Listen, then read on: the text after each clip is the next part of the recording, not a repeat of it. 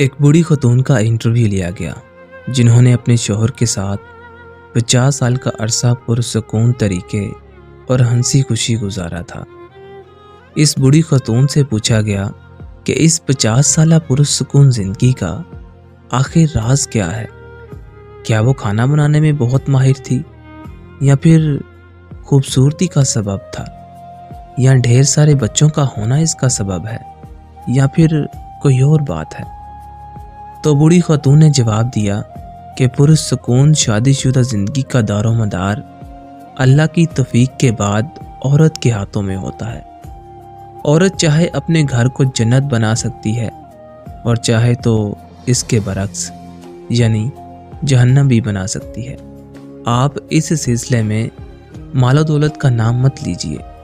बहुत सारी मालदार औरतें जिनकी ज़िंदगी अजीरन बनी हुई है और शौहर उनसे भागा भागा रहता है, और बहुत सारी शादीशुदा औरतें हैं जिनके 6-6, 7-7 बच्चे हैं, फिर भी वो शौहर की मोहब्बत से महरूम हैं, बल्कि तलाक तक की नौबत आ जाती है।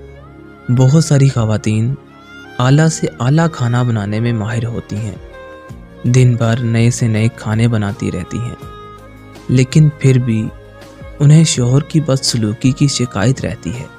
इंटरव्यू लेने वाली खतून सहाफ़ी को बहुत हैरत हुई। उसने पूछा कि फिर आपकी इस खुशहाल ज़िंदगी का आखिर राज क्या है। बूढ़ी खतून ने जवाब दिया कि जब मेरा शौहर इंतहाई गुस्से में होता है तो मैं खामोशी का सहारा लेती हूँ, लेकिन इस खामोशी में भी एहतराम शामिल होता है। मैं अफसोस के साथ सर झुका लेती हूँ। ऐसे मौके पर बाज़ ख़वातीन खामोश तो हो जाती हैं, लेकिन तमीज़ का अंसर शामिल नहीं होता। इस चीज़ से हमेशा बचना चाहिए। समझदार आदमी इससे फ़ौरन भांप लेता है। सहाफ़ी खतून ने पूछा, ऐसे मौके पर आप कमरे से बाहर क्यों नहीं जाती? तो बूढ़ी खतून ने जवाब दिया कि नहीं, ऐसा करने से शौहर को ये लगेगा कि आप उससे जान छुड़वा रही हैं। आप अपने शौहर की कोई बात सुनना नहीं चाहती। ऐसे मौके पर खामोश रहना चाहिए, और जब तक वो पुरसुकून ना हो जाए उसकी किसी बात की मुखालफत नहीं करनी चाहिए। जब शौहर किसी हद तक पुरसुकून हो जाता है तो मैं कहती हूँ, क्या पूरी हो गई आपकी बात?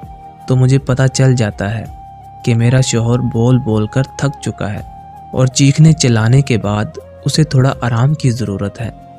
तो मैं कमरे से निकल जाती हूँ और अपने मामूल के कामों में मसरूफ़ हो जाती हूँ। खातून सहाफ़ी ने पूछा कि इसके बाद आप क्या करती हैं? क्या आप बोलचाल बंद करने का तरीका अपनाती हैं? क्या आप उनके साथ हफ्ता बात नहीं करती? तो बूढ़ी खातून ने जवाब दिया, अरे नहीं, तो इस बुरी आदत से हमेशा बचना चाहिए, क्योंकि ये दो धारी हथियार है।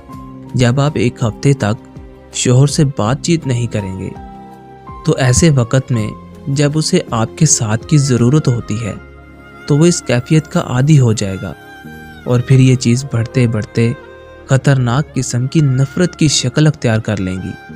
खातून सहाफ़ी ने पूछा कि फिर आप क्या करती हैं? तो बूढ़ी खातून ने कहा, मैं 2-3 घंटे के बाद एक गिलास जूस या एक कप चाय लेकर उनके पास जाती हूँ और मोहब्बत भरे अंदाज में कहती हूँ, अरे पी लीजिए ना। हकीकत में शौहर को इसी चीज़ की ज़रूरत होती है। फिर मैं अपने शौहर से नॉर्मल अंदाज में बात करने लगती हूँ। वो मुझसे पूछता है कि क्या मैं उससे नाराज़ हूँ?